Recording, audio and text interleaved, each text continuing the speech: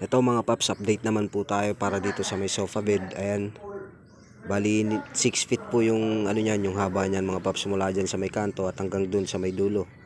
Bali 6 feet po yan. Tapos ito naman po yung kadugtong niya. Ayan, mula po dyan, tapos sa may siding naman dyan, magkadugtong po yan mga paps. Tapos bali ang haba naman nito mula roon ay 3 feet. Bali 9 feet na po yung kabuuang haba niyan mga paps, no. Tapos ito naman, itong isa ay nakaano naman po yan, nakalagay po yan dyan. Ayan, mula ron, ayan, nakalagay po yan dyan. Bali kadugtong po yan ito. Bali pa eskwala naman po yung lagay niyan mga paps, pa ganyan po yan. So bali ang haba naman po ng dalawang iyan ay 6 feet naman po yan. Ayan, pa eskwala po yung lagay niyan mga paps. Ito po yung ginagawa namin ngayon na sofa bed. Mula naman po dyan sa may ano na yan, taas, mula ron sa may flooring ay 32 inches. At dito naman mga paps, ayan po ay 10 pulgada or 10 inches ang taas niya po. Yung pinaka side niya na mula sa flooring ay 10 inches po yan.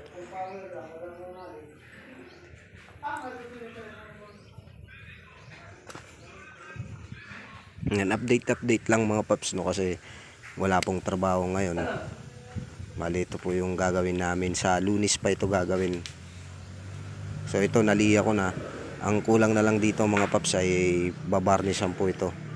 So dito, no, ito po yung sinasabi ko sa inyo na pipinturahan ko po, babarnishan ko po ito, na hindi ko na po i-wood stain. Sa halip ang gagawin po natin dito ay bubugahan po natin ito ng sanding sealer na may tinting color. Bali titimplay na natin kasi makipot to mga paps. Hindi pwede yung aanuhin natin to.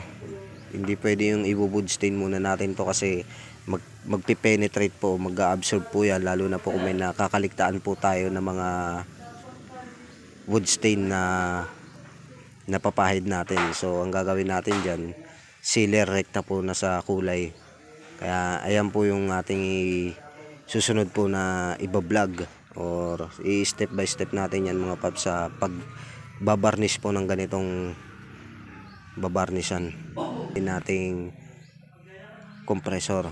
Ayan, 1/4 lamang po yan, 1/4 horsepower, tapos gravity type po yung gagamitin nating spray gun. At ayan mga paps, bali pakihintay na lamang po ng video mga paps, no, sa kabuuang video kung paano ko po siya pinturahan.